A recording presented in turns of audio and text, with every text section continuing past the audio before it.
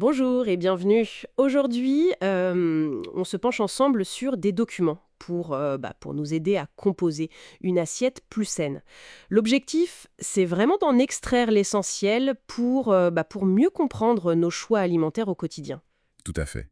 On va essayer de décortiquer un peu cette fameuse assiette idéale et puis de passer en revue 7 recommandations importantes pour aller un peu au fond des choses. Parfait. Alors, commençons par l'assiette elle-même.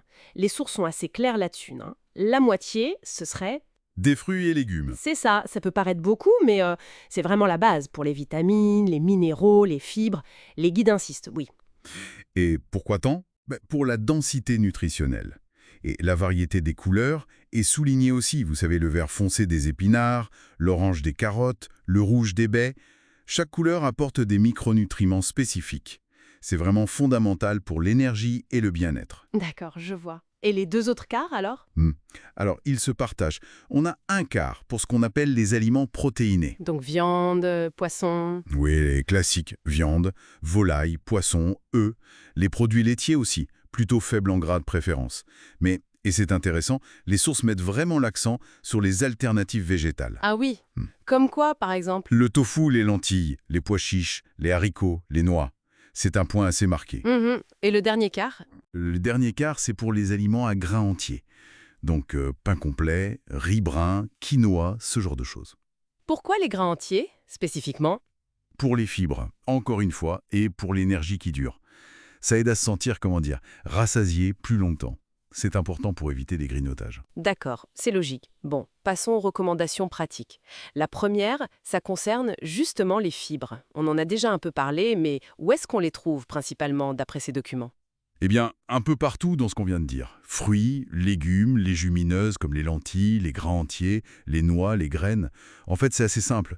Tout ce qui est végétal est peu transformé. Et à l'inverse, qu'est-ce qui en manque? Typiquement, le pain blanc, le riz blanc, les jus de fruits, les boissons sucrées, les produits très raffinés en gros. Les sources insistent pas mal sur ce lien entre fibres, bonne digestion et énergie stable. D'accord. Deuxième point, les matières grasses, les lipides. Là, il y a souvent confusion. Que disent les guides? Oui, c'est un sujet important. L'idée principale, c'est de privilégier les bons gras, donc les lipides insaturés. C'est-à-dire? Ce qu'on trouve dans les poissons gras, comme le saumon, dans les avocats, les noix, et puis les huiles végétales comme l'huile d'olive ou de colza. Ces gras-là sont bons pour le cœur? Et les mauvais gras alors? Ce sont les gras saturés, on les trouve surtout dans les viandes grasses, le beurre, certaines huiles comme l'huile de palme, et puis beaucoup dans les pâtisseries, les biscuits industriels. Et pourquoi ils sont mauvais? Parce qu'une consommation excessive, elle peut faire augmenter le mauvais cholestérol, le LDL, et ça c'est un facteur de risque pour les maladies cardiovasculaires.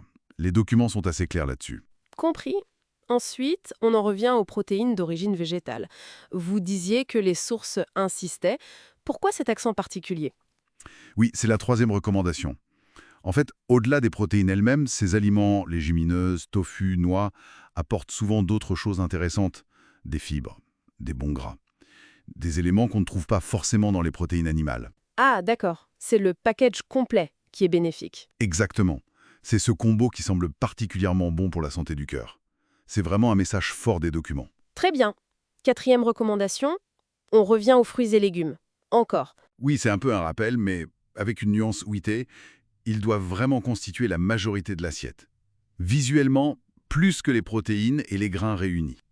Ah oui, d'accord. Et un détail que j'ai vu passer, préférer le fruit entier au jus. Tout à fait. C'est un point important. Même un jus 100% pur fruit, il a perdu une grande partie de ses fibres lors du pressage et il concentre les sucres. Donc manger une orange, c'est mieux que boire un jus d'orange. Bien noté. Les trois dernières recommandations. La cinquième, réduire le sodium, le sel quoi. Comment on fait ça, simplement? Bah, le plus efficace d'après les sources, c'est de cuisiner soi-même, le plus possible. Ça permet de contrôler la quantité de sel qu'on ajoute. Et remplacer le sel par. Des herbes aromatiques, des épices, du jus de citron, de l'ail, de l'oignon. Il y a plein d'options pour donner du goût sans saler excessivement. C'est une question d'habitude en fait. D'accord. Sixième point, boire de l'eau. Ça semble évident, mais c'est rappelé. Oui, c'est un classique mais essentiel.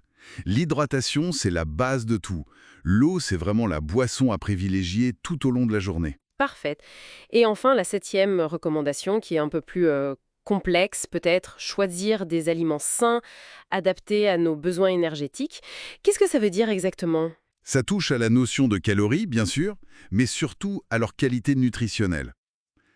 Les documents donnent un exemple assez parlant.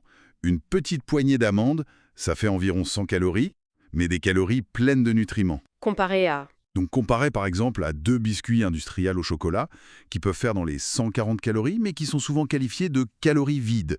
C'est-à-dire qu'elles apportent de l'énergie, oui, mais très peu de vitamines, de minéraux, de fibres. Donc l'idée, c'est de choisir des aliments denses en nutriments. C'est ça. Choisir des aliments qui nourrissent vraiment, pas juste qui remplissent.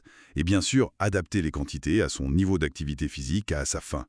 Il ne s'agit pas de se priver, mais plutôt de miser sur la variété, la modération, et d'être un peu à l'écoute de son corps, de ses sensations de faim et de satiété. Très clair. Donc, si on essaye de résumer l'essentiel de tout ça, on vise une assiette très colorée, avec beaucoup de végétaux, Exactement, la moitié au moins. des protéines variées, en pensant aussi au végétal, des céréales complètes, des bons gras, Oui, et moins de sel. moins de sel, beaucoup d'eau, et faire attention à la qualité de ce qu'on mange, pas seulement aux calories.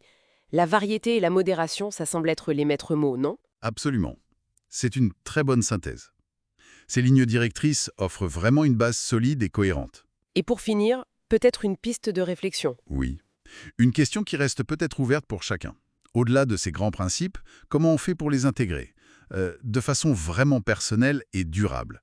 Comment on adapte tout ça à son propre mode de vie, à sa culture, à ses goûts, pour que ça devienne naturel, sans contrainte excessive? C'est une excellente question pour terminer. Merci beaucoup pour cette analyse. Merci à vous. Et à bientôt pour une nouvelle exploration.